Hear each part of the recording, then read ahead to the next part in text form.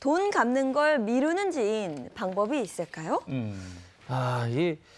이거 뭐 이렇게 사실 돈을 지인끼리 빌려주고 나면 좀 애매한 게 내가 빌려줬는데 받을 때 되면 내가 죄인인 것 같은 맞아요. 느낌이 그러니까요. 들어가지고 네. 이게 막 그쪽은 차일피일 미루는데 나는 자꾸 독촉을 하는 게 내가 나쁜 사람 같아서 관계 서먹해져. 예, 돈 서먹해진단 말이에요. 빌려주고도 괜히 눈치 보죠. 그러니까 네.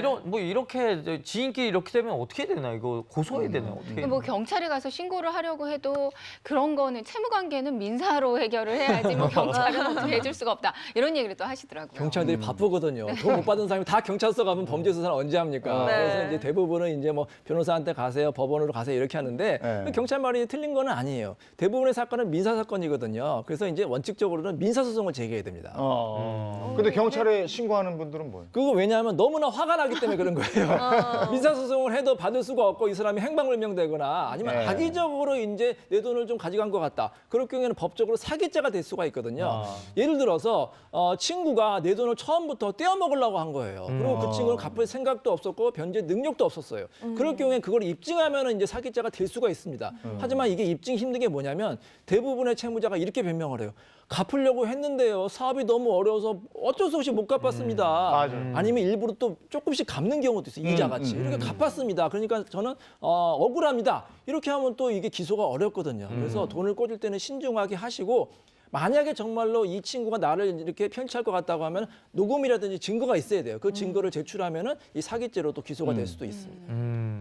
근데 이게 1,000만 원, 뭐 2,000만 원, 뭐 이렇게 큰 돈은 그렇다 치지만 뭐 100만 원, 50만 원 이렇게 조금 소액은 이게 많아요. 변호사를 선임하기도 그렇고요. 그렇죠. 네. 이거는 뭐 이 소송밖에 방법이 없나요? 100만 원, 50만 원이 사실 더 감정적으로는 큰 문제가 됩니다. 그걸 네. 갚으면 되지. 조금 한 달이라도 열심히 아껴가지고 갚으면 되지. 왜 안 갚냐?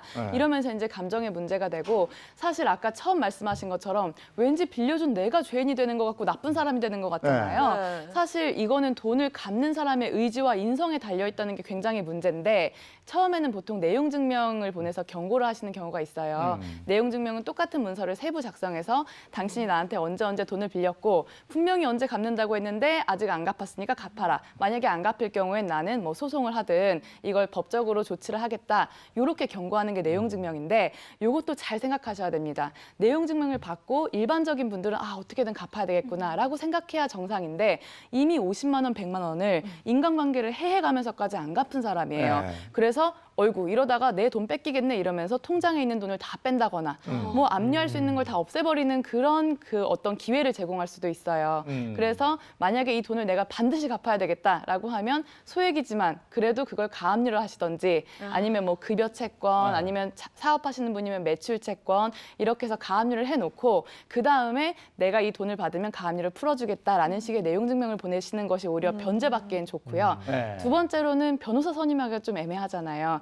이럴 때는 지급 명령 신청을 하실 수가 있는데요. 전자소송 사이트에 들어가면 굉장히 간이한 양식으로 우리가 몇 가지만 입력을 하면은 그 상대방의 주소로 보내서 그게 이제 2주 이내에 상대방이 받고 이의를 하지 않으면 판결문하고 똑같아요. 그래서 이제 시효도 10년이 되고 또 그 지급 명령을 가지고 압류를 하거나 아니면 이제 뭐 경매까지도 유체동산 압류까지도 할 수가 있어요. 그래서 이런 절차를 알려드리는 것도 참 뭐하지만 이미 50만 원, 100만 원을 가지고 안 갚아서 내가 법적인 강구를 하게 만드는 것은 정상적인 상황이 아니기 때문에 받으실 거면 확실하게 받으셔야지 그게 안 되면 오히려 나도 이상해집니다. 네.